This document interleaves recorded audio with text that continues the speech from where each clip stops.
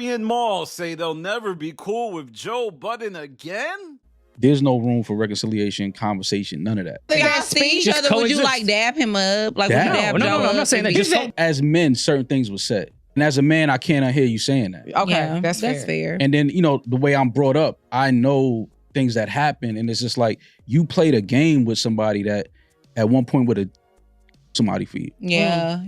You understand what I'm saying? So it's like now it's just cold. Like, it's all good, fam. Don't worry about it. But that door is forever. No disrespect to that side. Pivot the way you want to pivot. I think they're all doing fine too. But 2/3 of the show left. Yeah. I knew he was going to be fine. Yeah, man. Rory and Mal have been alluding to their current status with Joe Budden, talking about how the dynamic between them is staying forever based on their breakup dating all the way back to 2021. And this is brand new, guys. This happened in an interview with Lex P and Drea of Poor Minds. I wonder how long they'll stay together. But what happened was interesting, as Rory and Mal seem to be divided to me about how they want to proceed forward with their relationship with the Joe Budden podcast. So on one side, you have Mal, who is up and is stuck with him saying that even in the DJ Head interview, it's to the day he dies, like it's a duel to the death.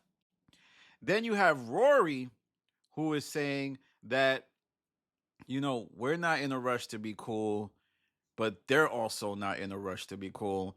And I get the impression, I'm not saying Rory is cool with them. I just think he wants to put this past them, and he kind of wants the days of there being a negative animosity towards each other just to stop. I mean, I think all of these folks could probably get a lot more money together than apart. I mean, there's millions to be made if there's ever a reunion. If Joe goes on their platform, if they go on his platform, the Patreon numbers for both of these would skyrocket through the roof. I'm talking about a healthy 6-figure, possibly 7-figure boost on Patreon if they ever were to get together. And Mal says that there was just too much disrespect and that he knows certain things, and presumably he's not going to tell us. Now, at the core of this whole thing is unexpressed emotions.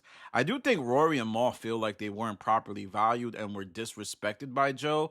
And I also believe that Joe did try to sandbag them and make them seem like they were nobodies to the show. And had it not been for them essentially proving their worth, it could have went really bad. Now, on the other hand, you have Joe from his vantage point probably thinking, I made these guys. Why did they ever treat me this way?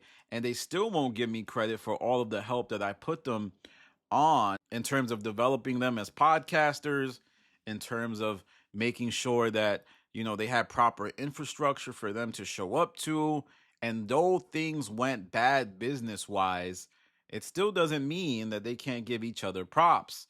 Now, as to how things will happen moving forward, I don't necessarily know. I think Joe will probably take a little shot at Mal. If anything, I think both platforms are relatively healthy. I mean, Rory and Mal just had the DJ Head debate with Mal, and that did crazy numbers as far as their platform is concerned. They just signed a volume deal. And I'm curious as to if they even care. I think they do care, but not that much anymore. They got their own business structure. They got their own studio. They got their own thing going. So it just feels pretty much like it's in the past.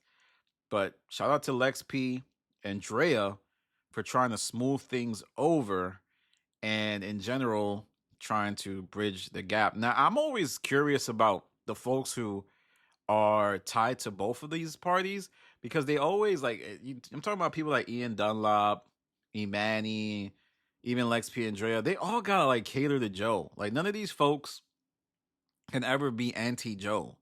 Like, even though Ian shows up on the Rory and Mal show, I'm like, this guy loves Joe Budden. He's all throw them under the bus to be cool with Joe. And same for Lex P and Drea.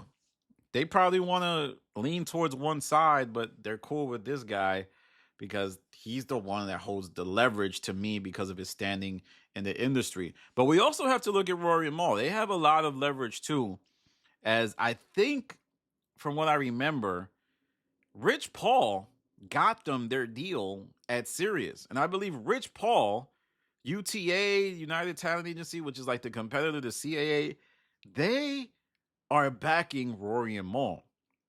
So it's not like they're just independent out here moving solo.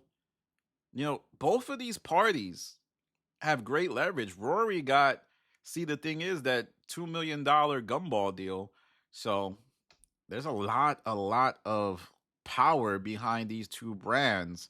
And we'll have to see how it all plays out.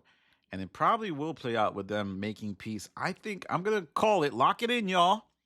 We're in 2025. I think within the next 2 years, everybody will be amicable and maybe even get to the point where they can sit in a room together, because I think there's just too much money to be made. But let me know what you think about these current, engagements Rory and Mal and Joe are having. These guys, I don't know. I don't know what's going on, y'all. We'll see. And if it does happen, something does happen, I'll be reporting. Follow me on Instagram, The Stop TV. Follow me on Twitter, The Stop TV. Follow me on Patreon. This is Danny from The Stop. Peace.